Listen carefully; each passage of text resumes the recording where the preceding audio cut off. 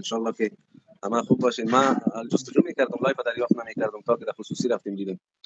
انشالله عزیز خوب هستین. دوستا و کسایی که بیننده هستن اونا هم سلامای گرم خود تقدیم میکنم. الله تعالی همه شما را خرسند و خوش داشته باشه. خوش باشین. اگر مسئله را آغاز کنیم چون وقت ما شما خیلی کم است. بله بفرمایید. شما یک سر وقت در اختیار خودتون، شما لطف مطلب وعده کنید. بفرمایید. کنم روی چه مسئله باید پیش برویم و مسئله را آغاز کنیم؟ بله. خب اگر شما به عنوان سوال طرح کنین شاید نفعشان‌تر و بهتر باشه. به عنوان سوال طرح کنین ما ان شاء الله جواب بدیم. دلایل استعانت رو از اقوال فقها بررسی کردیم، اما از قرآن و تفاسیر قرآن بررسی نکردیم، در مورد جای اشتباه نداشتیم و علم کافی نداشتیم، اصولا بلد نبودیم. حالا شما به زحمت برای دوستان در واقع از استعانت در موضوع استعانت از تفاسیر و قرآن به زحمت موضوعی رو مطرح کنید و دلایل رو مطرح کنید. ممنون میشم. اصلا در حقیقت اولا شناختن استعانت یا استغاثه یا استمداد که اینا الفاظ مترادف و قریب المعنا هستند، اینا را لازم است باید بشناسیم. علامه اسماعیل نبهانی رحمت الله علیه و همچنان علامه سبکی و علامه کوثری رحمت الله علیه مجمعین اینا میفرمایند که استغاثه، استعانت و استمداد اینا کلش از وادی و از جمع واحد هستند و اینا تعلق کامل به امرای توسل دارند. دیگه یک نوع توسل هست و وسیله جستن هست و الله تعالی جل و علا و او را تعبیر به استغاثه میکنه. و مثل که در قرآن عظیم و شان آمده که فاستغاثه الذی من شیعته، یک آیه میگه که موسی علیه السلام حقش که نفر استغاثه کرد بر موسی علیه السلام هم که فوکزه موسی. اینجا لفظ استغاثه طلب یعنی توسل کردن و طلب کمک و مدت معنوی هم و ظاهری هم در اونجا استعمال میشه. بنابراین استغاثه ای از احادیث ثابت است. کتابی که فعلا ما به دست گرفتیم براتون الرسائل الخمس علامه محمد عابد سندی، شخصی است که در وقت خودش رئیس علمای مدینه منوره بوده و بهترین عالم است. یک رساله را در توسل انواع و احکام او نوشته. در ضمن از اون یک سوال وضع میکنه: و اما ان ينكر جواز الاستغاثه ان ينكر جواز الاستغاثه بغیر الله تعالی، اگر انکار کرده شود و یا منکر انکار بکنه جواز استغاثه را بغیر الله را، فیجاب علیه، پس جواب داده میشه به اینکه بانه مردود. این گپ از اینا مردود است. چرا؟ میگه بما اخرجه الطبرانی فی الكبیر، میگه ای به ای مردود است که چنانی که علامه طبرانی رحمت الله علیه در معجم کبیر خود روایت کرده، جلد 17 صفحه 117 حدیث 290 جزء 17 است، حدیث 290 روایت کرده. اینطور میگه و این حدیث در چیزا موجود داره، مصنف ابن ابی شیبه هم موجود داره و این از شواهد الحق علامه نبهانی صاحب هم نقل کرده و دیگه کتب سایر کتب اینا را این حدیث نقل کرده. رسول الله علیه السلام و اسنادش هم میگه به اسناد رجاله ثقات، این به اسناد نقل است که رجالش هم ثقان. نقل میکنه که عن عقبه بن غزوان، عقبه بن غزوان یا عقبه بن غزوان عن النبي الله صلی الله علیه و سلم، از نبی الله تعالی جل و علا نقل میکنه که قال، فرمود اذا اضل احدكم شيئا، وقتی که گم کرد یکی از شما چیزی را، او اراد عونا و اراده از این کرد که او کمک را اراده کرد، عون را، و هو بارض لیس بها انیس، در حالی که در یک زمین و در جایی است که در اونجا مونس و همکاری وجود ندارد، مونس و همکاری نیست، فلیقل، پس هر آینه در وقت یا عباد الله اعینوا، ای بنده های خدا برای من نشان بدید. و در بعض روایات یا عباد الله اغیثونی آمده که باز لفظ استغاثه میشه و اعینونی از لفظ اعانت میشه که باز اگه سین را به خاطر طلب اضافه کنیم استعانت میشه. امو گفت اعان یعین اعانتا که باز اگر به خاطر طلب استعمال شود از باب استفعال استعان یستعین استعانتا بطور می شود که استعوان یستعین استعوانتا بوده اصلش. هر صورت نمیریم طرف. فان لله عبادا لا ترونهم، میگه فان لله زیرا برای الله تعالی جل و علا بنده هایی است که لا ترونهم شما او را دیده نمیتونید. الى علامه صاحب فقه على مذاهب الاربعه او نقل کرده در حسن حسین. با سرازی شرح داره از جمله غیر مقلدین شوکانی سرازی یک شرح داره، در اونجا هم این حدیث نقل کرده و شوکانی هم بیان میکنه که از عباد الله چند چیز مقصد است. مولا علی قاری رحمت الله علیه به نام الدر الثمین ان شاء الله شرح حسن حسین نوشته کرده، در اونجا بیان میکنه که مقصد از عباد الله امکان داره ملائک باشه، صالحی جن باشه یا رجال الغیب باشه یا اولیاء رب العالمین. پس عباد عام است، عبادا لا ترونهم. چی؟ چرا مقصد ما چی است؟ اینا اونانی که منکر استغاثه هستند به غیر الله، اونا لفظ غیر الله را استعمال میکنن. که استغاثه به غیر الله شرک است. پس ما از الله تعالی به غیر هر چیزی را که ثابت کنیم، اگه او جن باشه، صالحی جن، اگه او ملائک باشه، استعانت به ملائک، اگه او رجال الغیب باشه، دعوا و گپ از اینا باطل میشه. دعوا و گپ از اینا باطل. قرآن میگن داخل قرآن اومده که خداوند مستقیم دستور داده از غیر من در واقع نطلبید. همینو در واقع پیش مثلا در کجا گفتم؟ سعی کنین در کجا گفته؟ اگر او آیت خوانده شوه ما مقصود اساسی را دریافت میکنیم. سعی کنین اینا همیشه از اینطور آیات استدلال لا تدعو اثما ولا غائبا، یا این میتون لفظ لا تدعو لا يدعو اینطور الفاظ دیگه چیز وجود نداره. لا تستغیثوا را کس گفته نمیتونه، لا تستعینوا را کس گفته نمیتونه. در حدیث که عالمه باز ان شاء الله واضح میسازم. در آیات قرآنی چون وقت ما کم است، ما در اجمال قاعده کلی را براتون بیان میکنم. در قرآن عظیم الشان هر جایی که لفظ لا تدعو لا يدعو اینا میآید، برین تفاسیر ببینید. ابن عباس رضی الله عنه اینجا ترجمه میکنه لا تدعو ای لا تعبدوا، لا يدعو لا يعبدوا. و اونجا عبادت مقصد است، تدعو استعانت مقصد نیست، بلکه مقصد ای است که شما عبادت خدا غیر خدا را نکنید. مسئله را باید بفهمیم. در استعانت اعتقاد چی است؟ ما اصلا سؤال ما از الله تعالی می باشه، اما ظاهرا مثلا تو میگی که یا عباد الله اعینونی، یا عباد الله اعینونی، اما در اینجا ما موثر حقیقی الله تعالی را میدانیم. صرف یا عباد الله یا عباد الله تعالی جل و علا اینا من حیث وسیله و اسباب عادی به کار میبریم. اما چون سبب دو نوع است، یکی سبب ظاهری داریم، یکی سبب معنوی داریم. اینجا سبب معنوی از ظاهری نیست. لا ترونهم، تو نمیتونی ببینی، پس یک نوع معنویت است. سبب معنوی است. پس وقتی سبب معنوی هست، اینجا استعانت هست، مؤثر حقیقی رب العالمین جل و علا است. اینا مجازا نسبت به اینا میشه، و مثل که در توسل ما میگیم الهی به حرمت فلان ان تغفر لی. پس در اینجا هم اصلا مدعو الیه یا کسی که ما دعا میکنیم به او الله تعالی هست، و این صرف محض سبب و وسیله قرار دادیم. در استغاثه هم صرف یک کمکی صورتش تفاوت داره و دیگه مشکل نداره. اما یک مسئله باید باقی بانه که برای عوامی گپ جایز نیست که هر جای رفت ندا کنه که ای بابا به من مدد کو، ای فلان ولی به من مدد کو. چرا؟ این مشتمل به چند مشکل میشه. اولا مشکل اولی که از این ایجاد میشه وی است که این معتقد باید به سماع موتا به طریق کامل باید باشه، اتم، و این هیچ کس ثابت کردن نمیتونه که هر صدایی که در دنیا میشه او یک میت بشنوه. خو ازی است دیگه. هر چیزی که در دنیا یک سر و صدا اگر با حیا باشه گوسپند بانگ میزنه، اگر گاو بانگ میزنه، اگر جای یک سر و صدای دولو چیز میشه او بشنوه، این خود تکلیف است.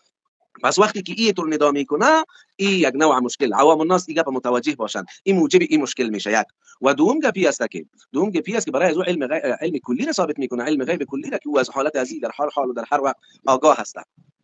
این مشکلات داره بناهن برای اولیاء، برای عوام این گپ جایز نیست. صرف میمونه مسئله اولیای خدا آنانی هستند که اونا همی روح خود را با روح یک ولی ملاقی میسازند و از او طلب فیض میکنند و یا طلب یک مدد معنوی میکنند، او را اولیای رب العالمین جل و علا میتونه و مشکل نداره.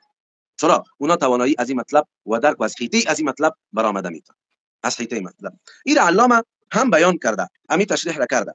دیگه این مشتمل به یک مسئله دیگه هم از استغاثه، اون مشتمل به ندای غایب هست که در اینجا ندای غایب هم ثابت شد. سعی کنید یا عباد الله اعینونی. کسایی که میگن که ندای غایب یا شرک است یا کفر است یا غیر شرعی هست، پس این احادیث را و تعلیمی که صحابی پیامبر علیه الصلاه و سلام، رسول علیه الصلاه و سلام برایش تعلیم داده، این تعلیم چی میگن اینا؟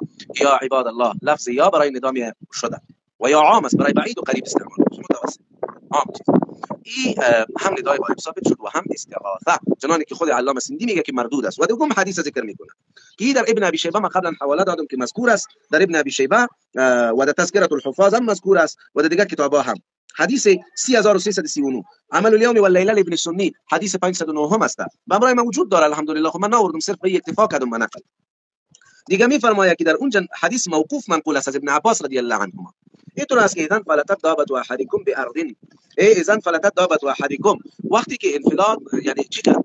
یا اذا نفرت، بعضی روایت اذا نفرت که از نفیر گرفته شده، اگر نفرت کرد و سر برداشت حیوان تو در حج میرفتی به سفر میرفتی داوی تو سر برداشت، این صورت چی باید دیگه؟ فلیونادی، پس ندا کرده شود اعینون عباد الله رحمکم الله، اعانت کنی به ما عباد خدا، بنده های خدا رحم کنه بر شما الله تعالی، در حالی که هیچ کس هم اونجا نیست، هیچ کس هم نیست. پس بیان میکنه که قد ثبت بادله قویه و اسانید صحیحه، ای با ادله صحیحه و اسانید صحیحه ثابت است. حیات انبیا را میگه و همین مسئله ندا را میگه که به احادیث ثابت است. بعد میره بیان ازیره میکنه. حالا میایم به یک مسئله که ما گفتم که اونجا اولیای رب العالمین جل و علا میتونن که چی بکنن؟ اولیای رب العالمین امو روح خود را ملاقی با روح ولی میت بکنه یا حیات به همراه از روح ملاقی بکنه و از او طلب استغاثه و اعانت معنوی بکنه. این باز ممکن است، اما عوام الناس از این امر خود را جدا خودداری بکنن، صرف در باب توسل، تعلیم توسل، آداب توسل که برایشان تعلیم داده شده، از اونها به خاطر استجابت دعای خود کار بکنن. دیگه اینمی مسئله مجرب هست. سیر و اعلام النبلا و دیگه کتب نقل کرده در حق امام احمد بن حنبل رحمت الله علیه که امام احمد بن حنبل رحمه الله میگفت که ما در حج میرفتم، وقتی که در حج میرفتم راست پیشم غلط میشد، وقتی چند دفعه کمی تو راست پیشم غلط شد، ما اینمی کار را کردم، یا عباد الله اعینونی، و ما در روان بودم، باز درا یک وقت درا پس مستقیم درای چیز برابر میشد. این یعنی مجرب هم است. و خود علامه سندی طور میگه، اینطور بیان میکنه در زیر که حدیث نقل میکنه، باز چی میگه؟ وقد جرب ذلك یا وقد جرب ذلك، به تحقیق تجربه کرده شده این مطلب تجربه هم شده. بس در اینجا شرک و کفر گنجایش نداره. بله استاد، در واقع از تفاسیر هم ممکنه در واقع برای دوستان دلیل پیش کنین، دلیل در واقع مطرح کنین، چون اکثر مطلبی که ما اینجا داریم اینه که مردم نمیتونن قبول کنن که خداوند در واقع در قرآن فرموده باشه، دستور داده باشه به همچین چیزی، و مفسرین هم اینو تفسیر کرده باشن به در واقع همین نگاه غایب یا استغاثه یا استعانت. در واقع ممکن است تفاسیر در واقع به ما بگین که جایی گفته که نگاه غایب مثلا آیه هست. سعی کنین در وقتی که یک مسئله معلوم شوه، اگر مسئله ندای غایب است، مسئله استعانت است، ببینید علامه سمهودی کتاب داره به نام الوفا به اخبار دار المصطفى. در اونجا اینطور عبارت داره که توسل و تشفع اینا با هم تفاوت ندارن. سعی کنید توسل، تشفع و استعانت اینا از هم تفاوت ندارن. وقتی که توسل، تشفع، استغاثه، استعانت تفاوت نداشته باشه، شیء واحد باشه، بی پس به قرآن رجوع کنین. الله تعالی جل و علا در قرآن عظیم الشان میفرماید که وابتغوا الیه الوسیله، شما به الله تعالی جل و علا ابتغای وسیله بکنین، وسیله جستجو بکنین. صاحب تفسیر روح البیان میگه علامه اسماعیل حقی که اینجا از این وسیله عام مراد است. اینطور اونایی که تخصیص میکنن در اینجا و میگه که از این وسیله به اعمال صالحه مراد است و دیگه چیز مراد گرفتن نمیتونیم، نه خیر. و میگه که وسیله اینجا مطلق ذکر شده، وابتغوا الیه الوسیله، شما به الله تعالی ابتغای وسیله بکنید مطلق. پس تقیید از این ما کردن نمیتونیم، مطلق به اطلاق خود جاری میباشه و اینجا مطلق ذکر شده. وسیله به ذوات فاضله هم شامل میشه، وسیله به چیزم. و اینجا وقتی ما گفتیم که توسل و تشفع، استغاثه، استعانت این شی واحد است، از اینمی آیت این مسئله معلوم میشه. و گفتم در آیت قرآن عظیم الشان میآید که فاستغاثه الذی، طلب استغاثه کرد امو مرد و کسی که از قوم موسی علیه السلام بود، از موسی علیه السلام. پس موسی علیه السلام غیر الله هست، الله نیست، غیر الله هست و نبی الله تعالی است، اون استغاثه میشه واسه میشه. چرا گپ از اینا خیلی است که استغاثه از غیر الله شرک است. پس اینجا استغاثه شده است. این چگونه شرک باشه؟ میایم به این مسئله میایم که در صحیح بخاری حدیث مذکور است، در آخرت وقتی که قیامت قائم میشه و همه مردم در عرق خود غرق هستند و حالت هیبت و رعب مستولی است بر مردم، در اینجاست که مردم میآید و در حدیث صحیح بخاری میآید که اونا استغاثه میکنن با آدم علیه السلام، استغاثوا به آدم، استغاثه میکنن از آدم علیه السلام. بعد از آدم علیه السلام وقتی که میگه که ما از نیست و بروید پیش ابراهیم علیه السلام و بعد موسی علیه السلام و بعد تا اینکه به پیامبر استغاثه به فلان استغاثه، در حدیث میاد، نص صحیح حدیث بخاری شریف لفظ ثابت است. پس لفظ استغاثه اونجا به استغاثه از غیر الله میشه، اما مشکل نداره. اما اگر بیایم و بگوییم که استغاثه شرک است، پس طبعا و معلوما که ما اینقدر امت اسلامی را و انبیا و اولیاء الهی را مشرک و کافر خطاب کردیم. دیگه ما از این بیشتر اگر بگوییم که صراحتا لفظ یا آیت قرآنی که اونجا آمده باشه که فاستعینوا من فلان، اینطور یک چیزی شاید خاص دریافت کرده نتانیم. ما در قرآن عظیم الشان دو نوع آیات داریم، تقسیم چند نوع تقسیم است، دو نوع تقسیم، و یک تقسیمی که اولیه است و یک است که خاص و عام آیات داریم. وقتی مثلا اصولا فهمیده شه باز مشکل نمیمونه، اعتراض ناقل و چیز باز نمیکنه مردم. اما چون فهم نیست، ما دیروز با می دوستا گفتم که می علما هر قدر که تبحر در علم پیدا میکنن در مذهب محکم میشن، هر قدر که تبحر پیدا میکنن در مذهب محکم میشن. چرا؟ گفتم اونا میفهمن که راه سخت‌تر میشه، به خاطر خود محکم میکنن در مذهب. اما اونایی که بسیار بی مهار هستن و لجام علمی ندارن، لجامشون خطا خورده، باز اونا میبینی که گاهی سو میدون گاهی سو میدون. اصلا گفتم دو نوع آیات داریم، یکی آیات است و این عنوان که اون میگن آیات عام، دوم نوع آیات به معنی خاص است. آیات خاص و استدلال در امور خاصه بسیار کم است. مثلا اگر ما در امور حلال و حرام خود که ما شما استفاده میکنیم، سبزیجات یک یا اینمی کچالو اگر بگوییم شما نمیفهم چی میگیم، همین گوجه فرنگی به اصطلاح شما میفهمم، ما بانجان رومی میگیم. این در احادیث ثابت نیست که خوردن بانجان رومی چه رقم است، اما شرعاً ثابت است این مسئله. از عمومات از کجا ثابت است؟ الله تعالی جل و علا فرموده که الله تعالی حلال گردانیده آن چیزی که طیب و پاک است برایش. چیزی که حلال پاک است و طیب است حلال. پس اینا میان میبینن طیب است، پس از انمی عام استدلال میکنن میگه جایز است. جایز است. این اموری است که ما باید درکش بکنیم. بناهن در یک حدیث میآید، شاید دوستا را در این شک بندازن. اگر یک بیایم در این آیت، در آیت که ایاک نعبد و ایاک نستعین، اولا و ایاک نعبد و ایاک نستعین بیایم، اونجا علما بیان از این میکنه که اینجا در مدرسه از آن گفته میشه وقت هستش.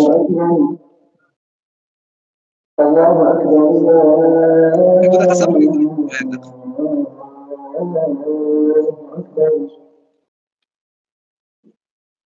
أشهد أن لا إله إلا الله أشهد أن لا إله إلا الله أشهد أن محمدا رسول الله أشهد أن محمدا رسول الله حي على الصلاة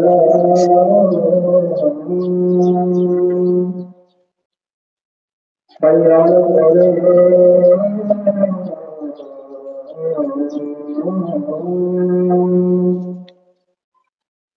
حي على الصلاة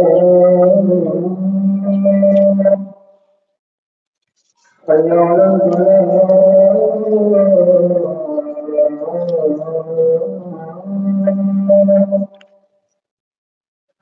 الله أكبر الله